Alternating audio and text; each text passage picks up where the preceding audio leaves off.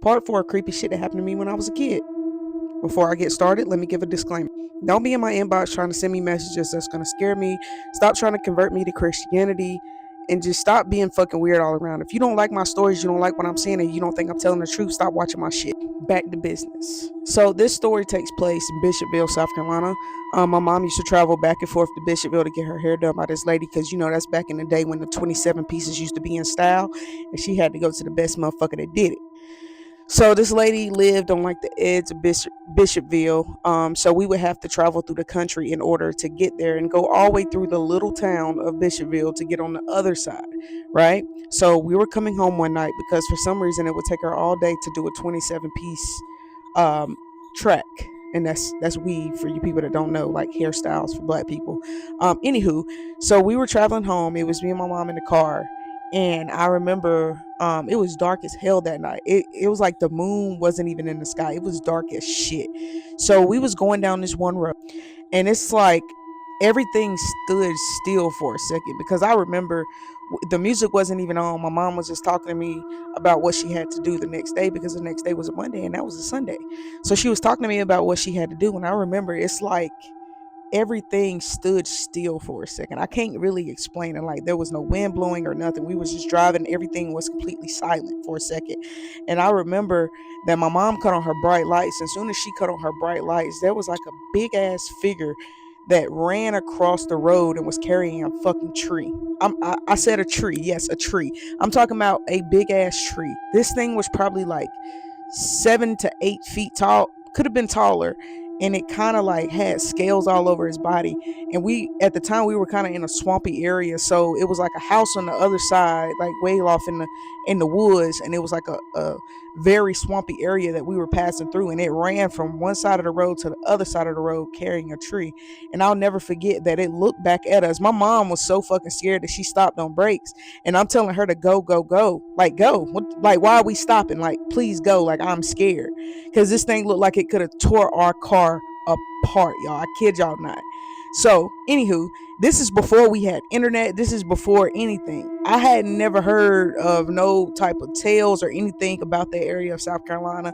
All I know was what we saw that night. But after that, I did a little research. But at that exact moment that night, it ran across the road with like a big ass tree. It looked back at us, y'all, and it had like mesmerizing eyes. I can't describe it, because you got to think the car lights was facing toward the creature, like whatever the fuck it was facing towards the creature. And it was like the eyes glue red, and then it just like kind of calmed down. So it was kind of like welcoming, relaxing eyes. I cannot describe it unless you was there to see it. Okay, it looked at us, turned around, looked at us for a second, and kept running across the road. When I say my mama hit the gas so motherfucking hard, and I mean she drove straight through. She drove from Bishopville to all the way to where we lived at, and I'm talking about hit the gas, hit the motherfucking gas. So after that night, I started doing a little research, because back then, I'm 31 years old. We still had dial-up internet. If you know, you know. So back then, we didn't have internet in our house because we wasn't the richest people. We were kind of poor. I'm just being real with you. So I waited to go to the library. I walked to the library. That's, what day was that? Monday, after I had got out of school. And I walked to the library. As soon as I got to the library, I was looking up, myths of creatures in that city. And what I found was the lizard man. The lizard man is a creature, a mythical creature that supposedly lives in the swamps of that city. And other people have reported seeing it. Other people have reported it being around their houses, like scratching up their cars, damaging their cars, all kind of shit. So I like tried to figure out where did it come from and what was it, because I'm gonna be real with you. It didn't scare us. It was just kind of like, it was big. It was not normal, but it was almost kind of welcoming. Like, it wasn't like me. I don't know how to describe it, but I wouldn't get out and touch the motherfucker. But what I'm saying is, like, I didn't see it as a threat, but I still wouldn't fuck with it. Like, it didn't give us the vibes like, get the fuck on or I'm gonna fuck you up. Like, it didn't give that vibe. It gave the vibe like, just going to get out of here. You know what I'm saying? But I did look it up.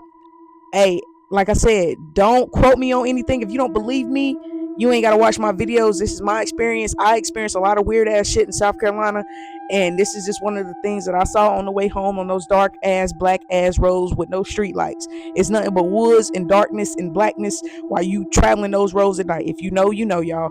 But come back for part 5. I apologize for the long wait. Make sure you go back through the series and watch part 1 through 4, right?